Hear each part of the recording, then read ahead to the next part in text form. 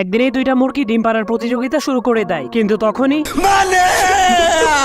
মোরগ তার মালিককে ডাকতে শুরু করে দেয়। তখন মালিক সেখানে গিয়ে দেখতে পায় কোনো এক মুরগি সোনার ডিম পেরেছে। তখন মালিক তার মুরগিদেরকে জিজ্ঞেস করে কি পেরেছে এই ডিম, কিন্তু যেই মুরগিটা ডিম পেরেছিল সেই মুরগিটা সবার পিছনে গিয়ে লুকিয়েছিল, কারণ সে মনে করে যদি সে সত্যি কথা বলে তাহলে তার মালিক তাকে কেটে তার ভিতর থেকে সবগুলো ডিম বের করে ফেলবে। এজন্য সে তার মালিককে বলে ওই কালো হাঁসটা এই সোনার ডিমটা পেরেছে। এজন্য সবগুলো মুরগি খুশি হয়ে তাকে মাথায় তুলে নাচতে শুরু করে দেয়।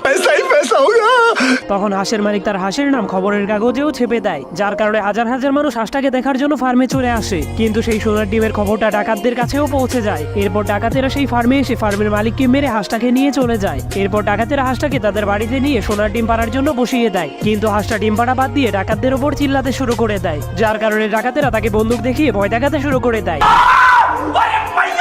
भारी मिस्टेक हो गया सर। পরে হাঁসটার সাথে কি হলো দেখতে চাইলে আপনার ফোনে কত % চার্জ আছে তা কমেন্ট করতে ভুলবেন না। এই জঙ্গলের মধ্যে নাগিন তার 2টি বাচ্চা